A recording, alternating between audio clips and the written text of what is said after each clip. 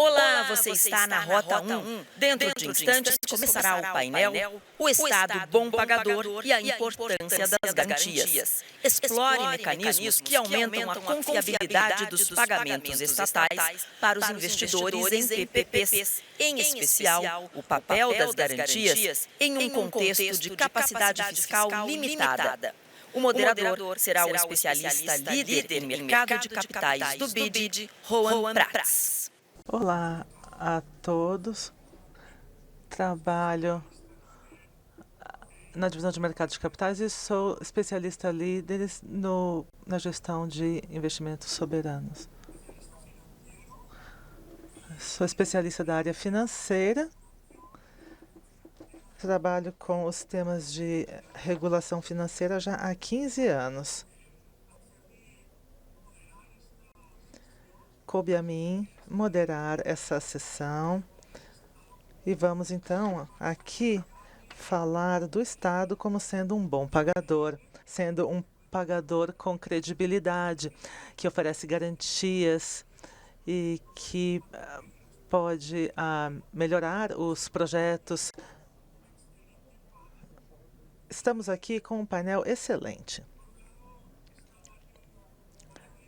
Nós temos aqui Mário Engler.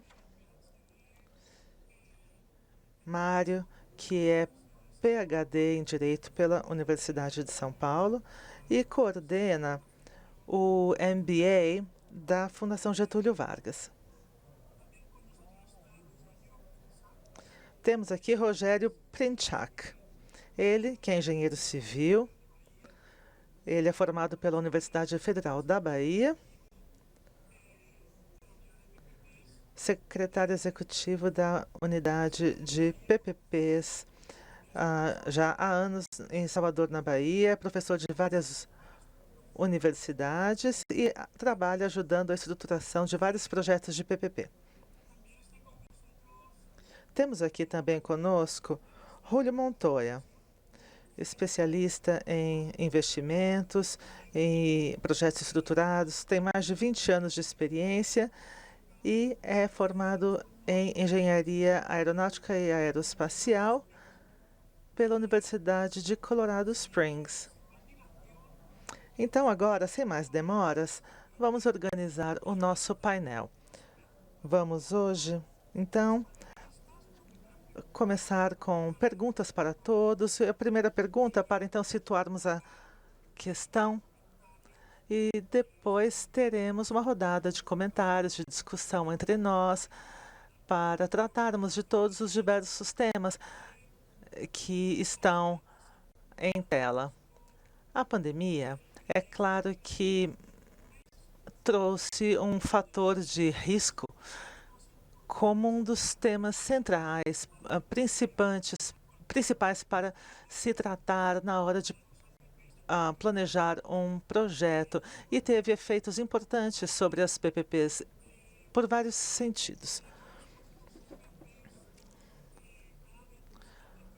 Os APPs também requerem apoio estatal por formas diferentes, com estruturas diferentes. Então, eu queria fazer a minha pergunta primeiramente ao Mário.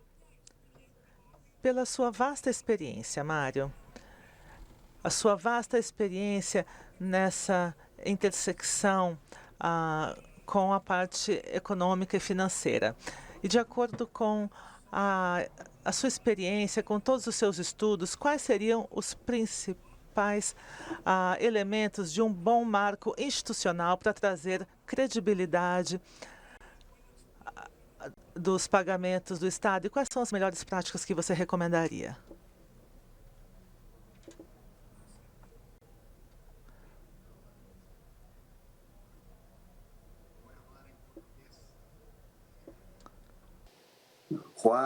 John, muito obrigado aqui pela apresentação. Queria dar boa tarde a todos e a todas, dizer da minha satisfação de estar participando desse painel, juntamente com a amiga Isadora, que está causando inveja por estar presencialmente participando aqui do painel, Rogério, meu amigo também conhecido, e ao Júlio. E indo diretamente a essa questão, John, eu tenho cinco comentários a fazer. Não quer dizer que esses cinco observações esgotem todo o arsenal de possibilidades de boas práticas ou de aprimoramento do framework institucional, né? Do lado do governo. Eu diria que o primeiro ponto a ser considerado para, de fato, aumentar a credibilidade dos compromissos de pagamento que um governo assume num projeto de PPP, nós devemos lembrar que um projeto de PPP, pelo menos segundo a legislação brasileira, pode ter que passar por 8 diferentes administrações, né?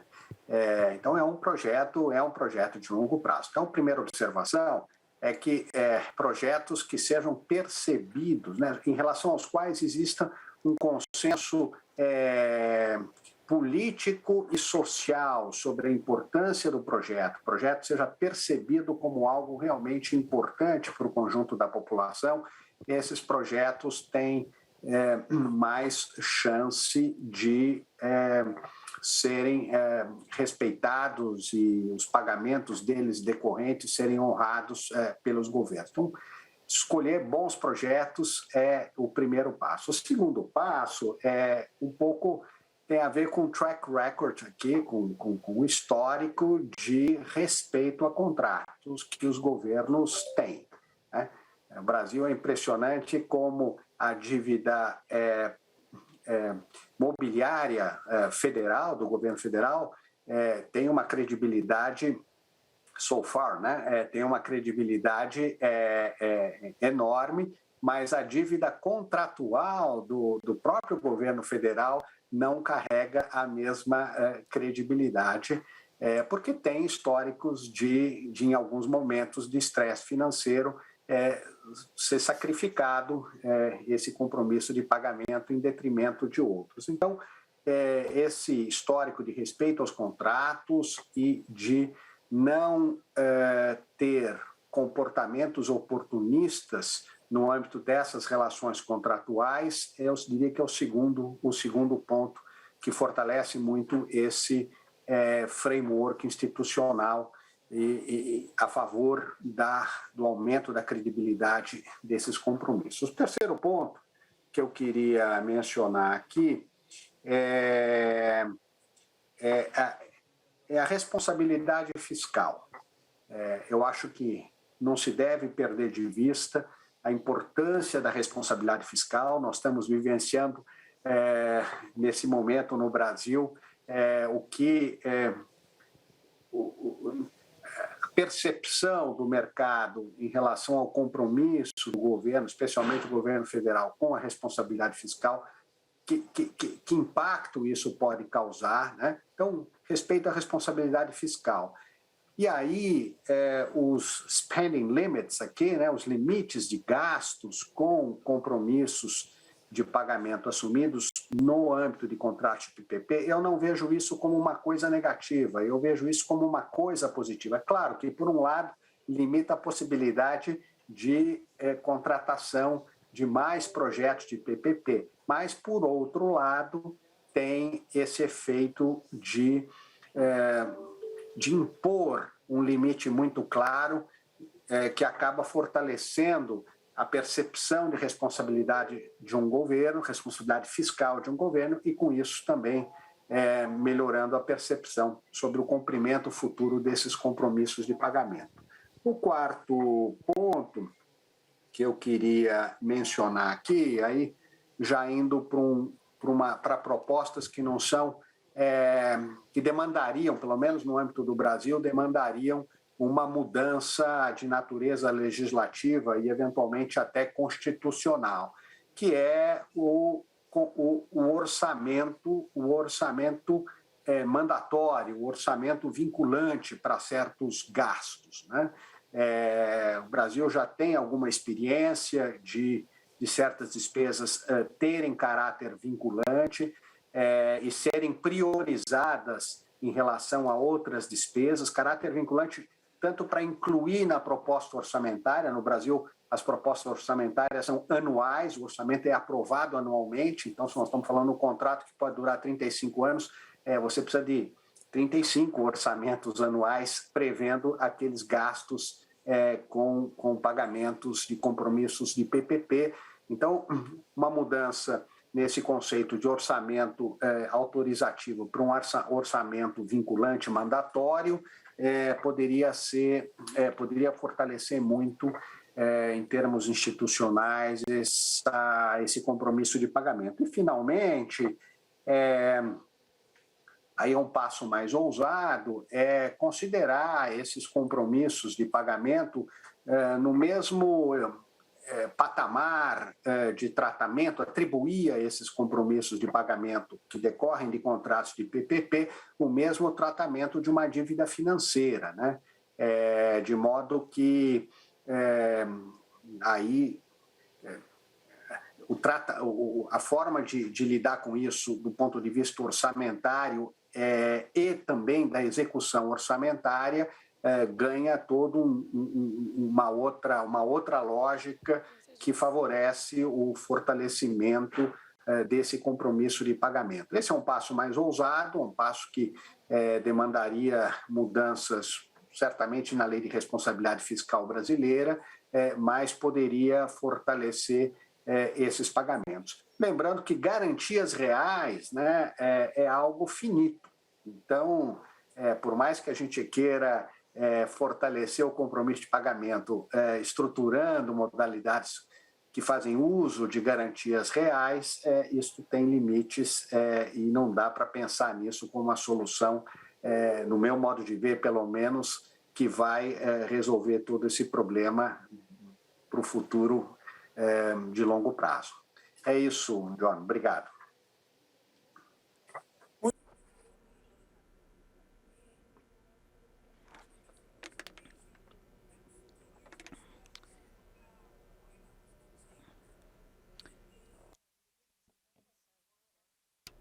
I did not see Isadora. Não. Ela é a pessoa de consultoria. É uma consultoria especializada em PPPs e ela também tem uma experiência em São Paulo. Antes de dar a palavra a ela, quero primeiro perguntar ao Rogério. Rogério, na sua experiência num projeto de estruturação, dado o que aconteceu com a pandemia e as incertezas que a pandemia está trazendo para o mundo de infraestrutura, o que você acha que poderia ser o papel do Estado nos seus pagamentos e também para facilitar e estruturar os projetos de PPPs? E qual seria o papel das garantias para dar mais estrutura para os projetos?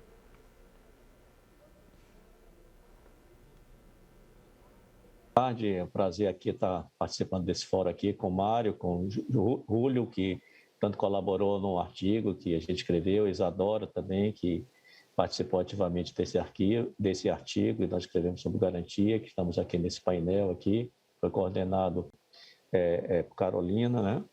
Então, bem, João, o que eu diria é o seguinte, eu acho que Mário colocou muito bem, eu acho que o primeiro ponto de um Estado é você construir uma carteira de PPP e nessa construção da carteira de PPP você mostrar credibilidade. Ou seja, você ter dentro dessa estruturação, tudo passa obviamente, como o próprio Mário comentou, pela elaboração e estruturação de bons projetos. Eu acho que isso é fundamental, primeiro, você ter bons projetos.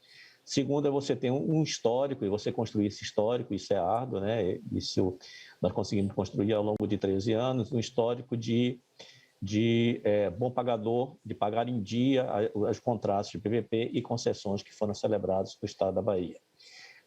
O terceiro ponto importante é você mapear, eu acho que quando se fala em garantia, se fala em mapear e criar e inovar sempre, né? Eu acho que, inclusive, a inovação ela deve ser incorporada em cada contrato pelo aprendizado. que outros entes federados, outros entes internacionais na América Latina, no mundo fazem, de você aprimorar a estrutura de pagamentos da mitigação de determinados riscos. Então, riscos como, por exemplo, riscos cambiais, eu acho que foi muito bem tratado aqui pela rodovia Centro-Oeste Paulista, né? Eu acho que tem um exemplo bastante importante, né, de você começar a se preocupar com determinados riscos na contratualização a partir do momento que você vê um novo papel do BNDES, a necessidade de captação de recursos internacionais através de fundos de investimentos internacionais, etc., você começar a mitigar determinados riscos. Eu acho que isso foi extremamente importante, o que São Paulo fez. Nós, na Bahia, seguimos isso em 2 outros contratos, o da Ponte Salvador-Itaparica, que está em implantação, quando eu deixei o contrato assinado, e o contrato do VLT também, que nós passamos a incorporar essa questão de riscos cambiais. A Colômbia, ela apresenta também uma situação bastante interessante, que aí, para isso ser aplicado, talvez em alguns outros países da América Latina seria possível, que aqui no Brasil eu acho mais complicado você fazer isso, em função de toda uma estrutura regulatória e uma presença marcante dos órgãos de controle, é definir um determinado pagamento da REDA em dólar, né? Então, na Colômbia você tem 2 rodovias, né? Uma que garante pelo menos o pagamento de 58%, a rodovia, se não me engano, Santana, Mocoya e Neiva, né? Você garante 58% do pagamento em dólar, de forma a você redear essas operações de crédito com a possibilidade de captação de recursos estrangeiros, de recursos de moedas externas, e você garantir o pagamento em relação a essas contraprestações. Desculpe, o pagamento em relação ao financiamento, à bancabilidade do projeto, que deve ser uma preocupação que deve ter sempre pertinente. Por que eu estou falando isso? Eu acho que cada vez mais a gente deve mapear e perceber determinados riscos e como a gente vai garantir o pagamento dentro dessa credibilidade desses riscos a serem mapeados. Por exemplo, eu falei há pouco o risco de demanda, o risco de cambial, você tem o risco de demanda também, que é um risco importante para você determinar, você já, no setor rodoviário, já está mais ou menos consagrado a determinação de bandas de demanda. Eu acho que isso é um passo bastante importante para você cumprir. E a pandemia, como você colocou, trouxe um novo desafio. E dentro desse novo desafio, você tinha aqui no Brasil, a maioria dos contratos, acho que Mário pode até complementar melhor do que eu, a questão do caso fortuito força maior. Ou seja, é uma ocorrência que ninguém esperava no nosso contrato, como em qualquer contrato a ser celebrado, e que claramente a legislação brasileira ela colocava a imputação do risco de caso fortuito força maior no poder concedente, ou seja, dentro do Estado. Então, a partir de que surgiu a pandemia, e isso preocupa bastante, eu acho que isso é um ponto de discussão a ser refletido, que alguns estados começaram a inovar com determinadas teorias de compartilhar determinados riscos, que claramente são riscos que deveriam ser, infelizmente, assumidos pelo Estado. Aí que vem a pergunta, e isso não comprometerá a responsabilidade fiscal de determinados contratos? Sim, é óbvio que sim, mas eu acho que, eu entendo que dentro dessa estruturação dos projetos, dentro do histórico de bons pagamentos de cada ente contratante, deve ser posto uma coisa de uma forma clara e renegociar, inclusive, condições de pagamento desse contrato. Ou seja, você tem são contratos de longo prazo que você pode redimensionar o pagamento em relação a esses riscos, principalmente no caso de transportes de mobilidade, como riscos de demanda. E não ficar criando ou inventando determinadas teorias de que esse risco deve ser compartilhado porque afeta o poder concedente em relação a assumir esse risco. Então, isso passou um processo de discussão muito forte aqui, principalmente aqui no Brasil, em relação a quem assumiria, principalmente no caso que mais atingidos, obviamente, que foram os setores rodoviários, transporte e mobilidade urbana, pelas restrições de locomoção das pessoas, né? De as pessoas terem de ficar em casa para controlar o efeito da pandemia e a sua propagação. Eu acho que isso é um ponto bastante importante que a gente leva a refletir.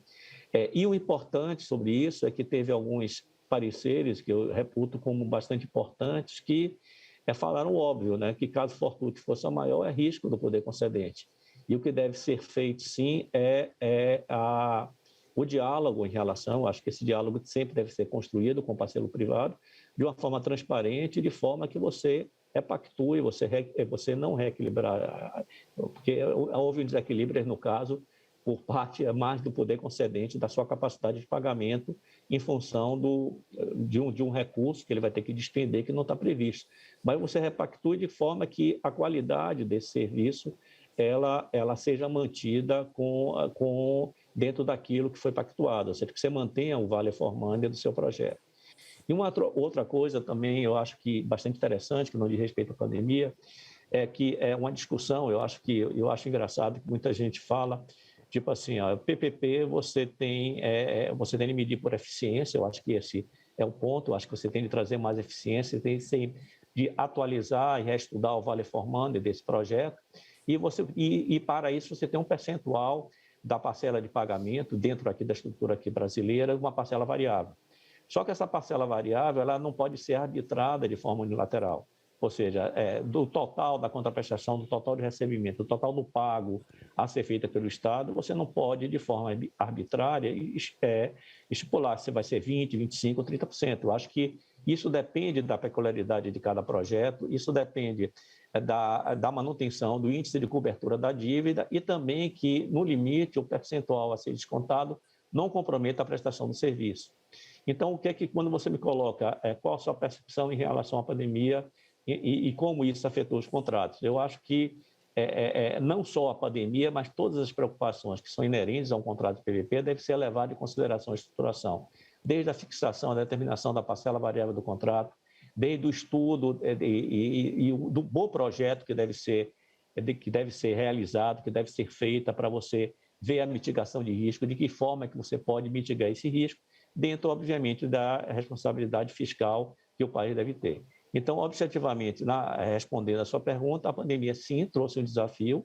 Eu acho que dentro aqui no Brasil, eu acho que é um caso típico de caso fortuito, força maior. Eu acho que não adianta você ficar trazendo teorias de que esse risco deve ser compartilhado ou não, mas eu acho que nessas hipóteses, nesses contratos, eu acho que cabe uma renegociação de forma a não comprometer a situação fiscal do Estado.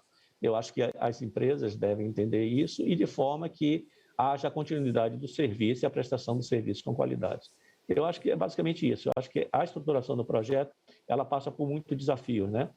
Desde você determinar corretamente e você identificar corretamente a matriz de risco em relação ao seu contrato e você construir um histórico de bom pagador e um histórico com responsabilidade fiscal, principalmente naquilo que se refere aos passivos contingentes, que são aqueles passivos ocultos que você não tem, né?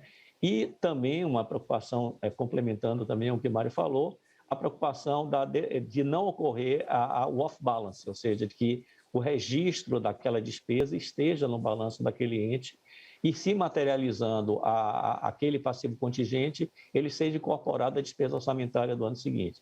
Eu acho que são muitas preocupações, eu acho que devem ser feitas de forma que você torne, obviamente, dentro do conceito da incompletude contratual, é impossível você ter um contrato perfeito, o custo de transação para isso seria tremendamente alto, isso é óbvio, mas você tem de mapear com qualidade, mapear e saber mapear esses riscos e saber de forma responsável, mantendo tanto a qualidade da prestação do serviço, a atratividade do projeto, a sua bancabilidade e a sua responsabilidade fiscal. E a pandemia, nesse sentido, trouxe um desafio e eu digo até um teste, até para os próprios entes federados, no que diz respeito a cumprimentos de contratos, sem que crie novas teorias, contrariando o óbvio, que é o caso fortuito de força maior, conforme a legislação brasileira assim preconiza. Então, basicamente, no início é isso aí, que eu queria acrescentar. Muchas gracias, Rogério. Sin duda. Well, você levantou muitos pontos e o que é importante é medir muito bem, levar em conta quais são os riscos que o governo precisa assumir. Alguns usam a pandemia como desculpa, mas também essa credibilidade que, com uma relação de longo prazo, de história de bom pagador e também a confiança com a empresa com a qual você tem um trato que cada um que está disposto a assumir os custos que vão aparecendo, frutos riscos que vão sendo aparecendo num projeto de longo prazo. Nós estamos falando de 15, 20 anos de relação. As coisas acontecem e ter uma história, uma relação de confiança a longo prazo. Júlio, eu queria que você comentasse sobre o assunto do ponto de vista da estrutura financeira, como que se lê os compromissos que o setor público tem e como esses podem ser adaptados da melhor maneira para facilitar o financiamento e ter acesso ao mercado e ao mercado de capitais, com as lições aprendidas. Você poderia compartilhar conosco? Sim, de acordo. Eu vou, então, continuar nesse assunto de financiamento. Como falou já Mário e Rogério, ficou muito claro. E, do ponto de vista de financiamento, o projeto de Project Finance é preciso nascer um bom projeto que pode ser melhorado com as garantias e possa ser aprovado nesse aspecto. Os pontos que foram levantados pelo meu colega são cruciais, na minha opinião. Atualmente, nos nossos países, da nossa região, na fase pré-pandêmica, tem algum nível de investimento e alguns ajustes foram feitos na pandemia e talvez o problema permaneça por um certo tempo. Mas o problema o risco é que a agência que está administrando o contrato, e por este motivo a experiência é crucial nesses casos e a estruturação correta é da maior importância. Nós estamos entrando em setores de infraestrutura onde existem variáveis múltiplos comparados com a infraestrutura como o oleoduto.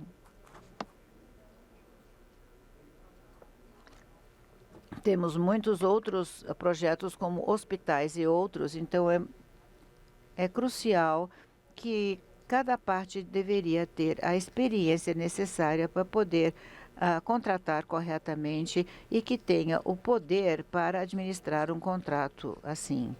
Em muitos casos que foram mencionados aqui na nossa região, onde projetos extremamente importantes tiveram todos a estruturação necessária dada pelo governo, mas os elementos necessários para administrar um contrato, incluindo a avaliação de métodos de pagamento, como a operação for se rolando, e isso deve ter causado atrasos e também questões de financiamento, que é fundamental. A experiência, se não existir, é preciso, a nível estatal, é preciso empoderar os atores de tal forma que possam administrar os documentos corretamente.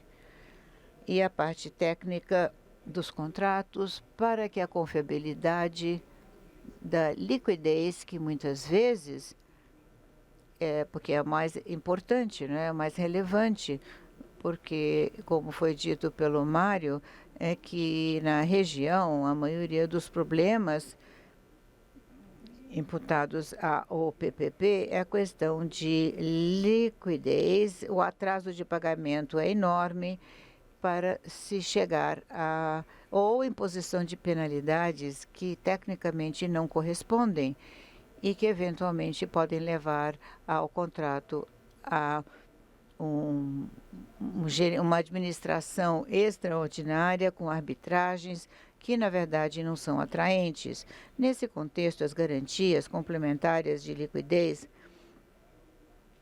que ajudaram no passado, ajudam no futuro para fortalecer essa parte da administração contratual e multilaterais, por exemplo, que podem colaborar muito, não apenas no nível da garantia, mas também nos aspectos técnicos, para que se possa apresentar e implementá-los nos escritórios que administram os contratos e que depois, como eu digo, vão estar expostos à infraestrutura multivariável, por exemplo, hospitais e prisões também, e, entre aspas, poderiam contratar experiências que não foram consideradas previamente. Muito obrigado, Julio. Pontos excelentes foram levantados e, sem dúvida, aquilo que você menciona das garantias, eu quero, do ponto de vista do BID e dos muitas ocasiões, como também como nós podemos dar apoio a essas garantias desde o início e também como formas de contingenciamento, porque o risco que ocorre neste país, o preço dessas garantias, mesmo o papel dos bancos públicos, nós temos trabalhado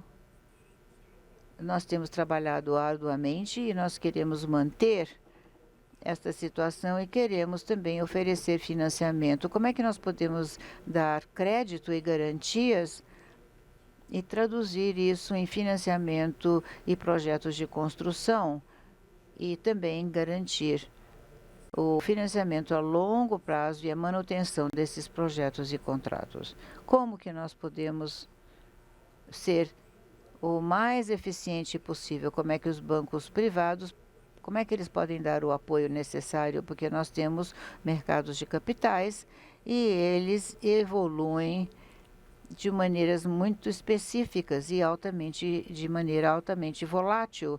Então, como é que nós podemos garantir que os bancos públicos possam ter um papel e garantir que nós temos o financiamento a longo prazo? Além disso, eu gostaria de dizer como nós estamos satisfeitos, porque nós fizemos um estudo extremamente importante sobre a capacidade e para dar apoio a pagamentos estadual. Você poderia falar um pouco sobre os seus achados, seus dados finais, e depois vamos ver os pontos mais importantes para o futuro. Você poderia compartilhar isso conosco?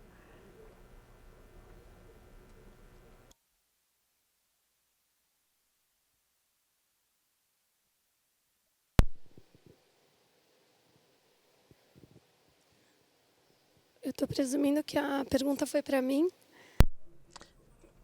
Isadora, foi para ti. Sí. ¿No nos oye?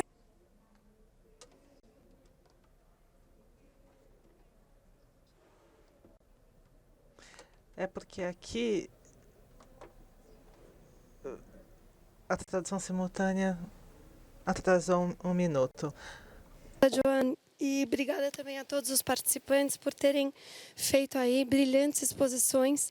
Que pena que vocês não estão aqui comigo hoje, porque essa plateia está incrível, recheada de mulheres e homens. Inclusive, queria aqui enaltecer a presença das mulheres do Infra Women Brasil. E queria agradecer imensamente pela organização do evento, e realmente o PPP América se supera a cada edição e essa não é diferente. Então, parabéns ao BID e a toda a organização por mais um evento sensacional.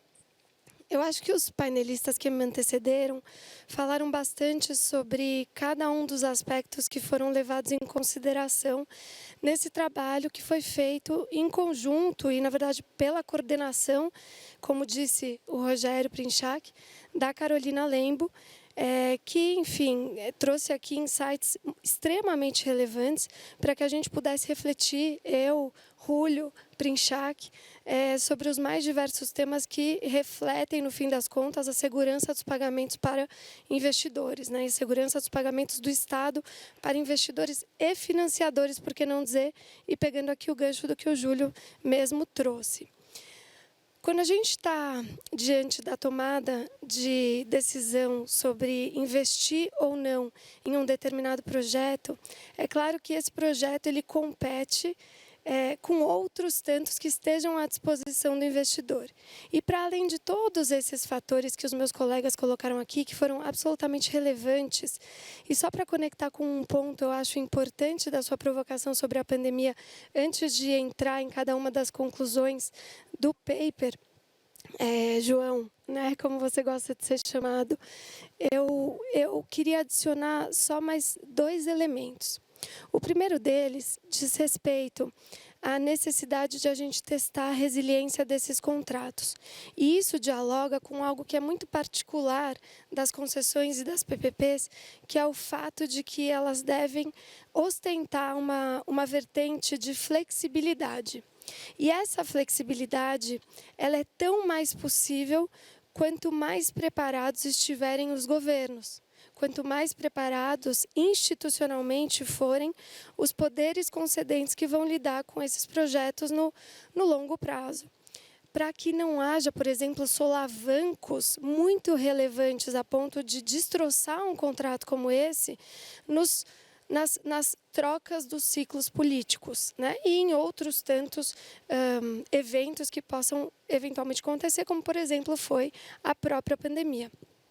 A pandemia, então, nos trouxe aqui uma necessidade de pensar e de aprimorar os nossos mecanismos de flexibilidade e de testar as nossas instituições também. Isso por quê? Porque era um evento, como disse bem o Rogério, um evento fortuito, né? Um caso de força maior, com o qual possivelmente nenhum de nós nunca havia lidado e que até então era algo inusitado nos contratos.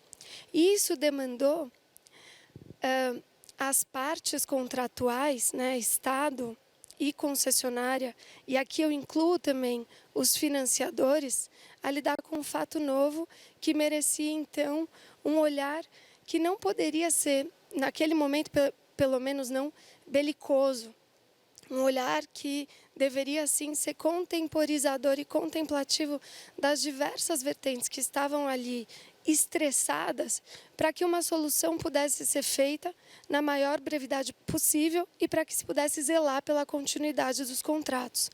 Eu acho que esse foi um grande aprendizado que a pandemia nos trouxe sobre como a gente pensa as cláusulas de solução de conflitos. E aqui eu estou falando solução de conflitos na maior, né, na expressão mais lata dessa palavra. É dizer, o acompanhamento do dia a dia, ele precisa ser fluido o suficiente para que as partes possam aceitar que os contratos são lacunosos. É aquilo que o professor Mário falou. Infelizmente, e o próprio Rogério também, o Rúlio, infelizmente a gente não tem contratos, e nem poderia ser, que prevêem absolutamente tudo que vai acontecer no curso de 30 anos.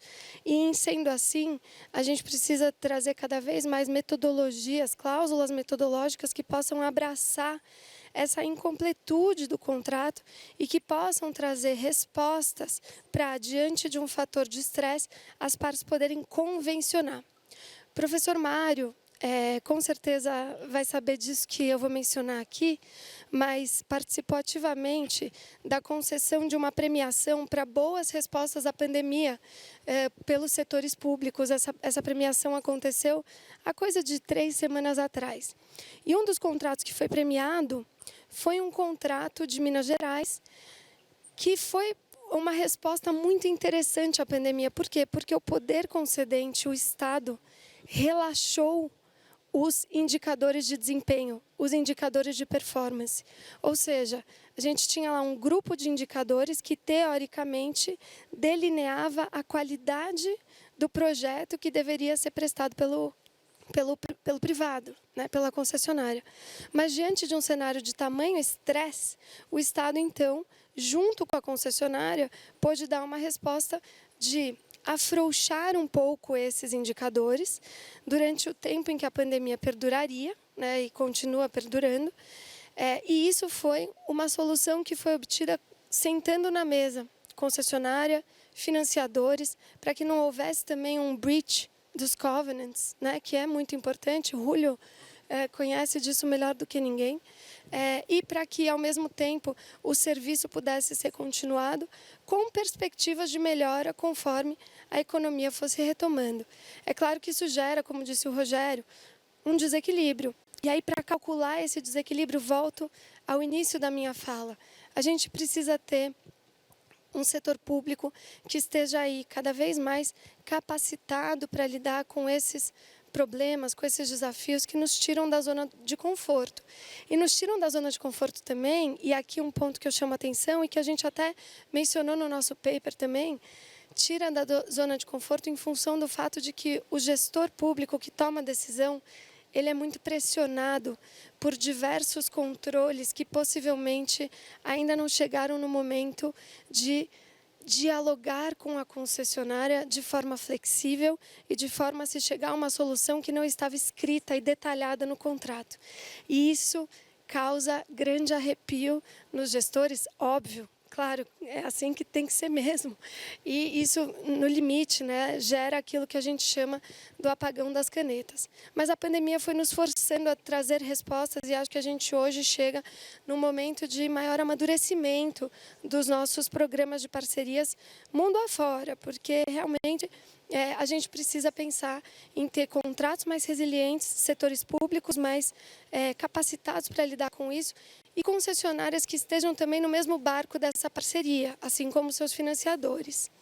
E para pegar aqui um gancho da sua fala, João, uma coisa que eu achei muito interessante, se eu bem entendi aqui na tradução, você me pergunta, né, o que nós, os bancos multilaterais, podemos fazer e pergunta também sobre um pouco da evolução do mercado de capitais.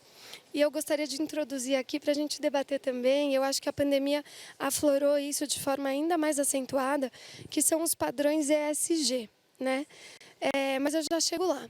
Eu acho que hoje aqui no Brasil, os bancos públicos, muito acertadamente, em especial o BNDES, têm se dedicado muito fortemente a justamente trabalhar nisso que a gente vinha falando, que é capacitar o setor público, apoiar o setor público, ser braço do setor público também na estruturação de bons projetos e de bons projetos financiáveis. Eu acho que o BID e os multilaterais cada vez mais têm olhado para isso também. Eu estou dizendo aqui de um contexto local, claro que mas eu acho que isso vai também na toada de grandes bancos como o BID, né, multilaterais, Banco Mundial, enfim, e outros movimento que ainda precisam chegar lá. E o que é preciso, então, para que a gente possa solidificar programas e projetos ainda mais para fins de capacitação do corpo institucional, do corpo técnico, para viabilizar justamente esse olhar para a flexibilidade, esse olhar para a resiliência dos contratos.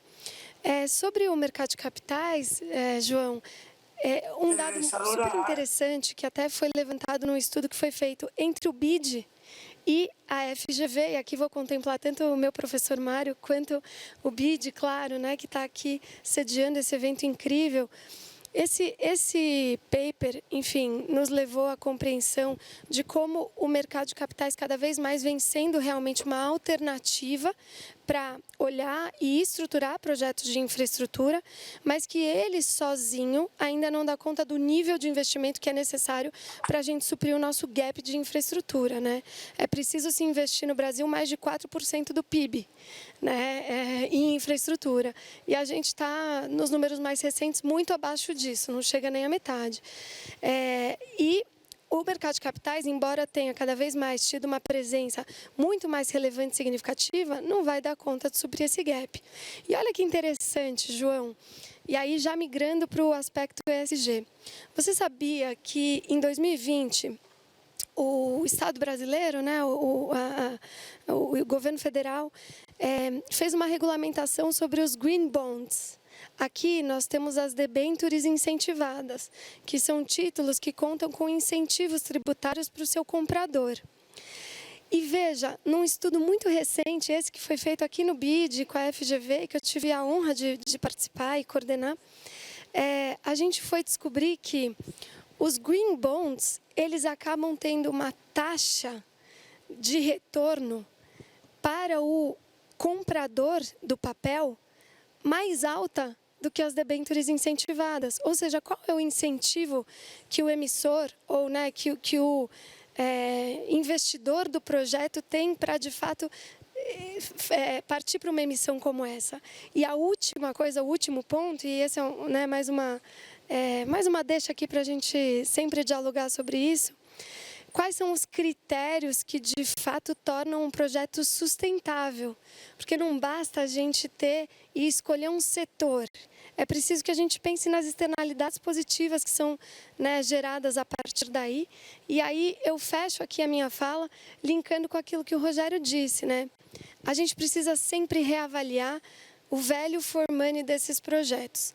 É claro que essa é uma decisão que a gente toma a priori com base em diversas vertentes que são comparadas, mas que a gente precisa continuar sabendo se as externalidades, os critérios que foram determinantes para se levar esse projeto adiante dessa forma, continuam sendo atingidos.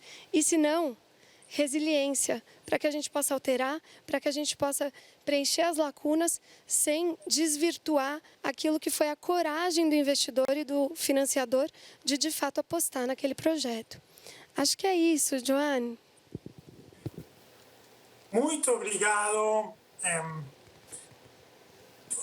I just want to thank all the...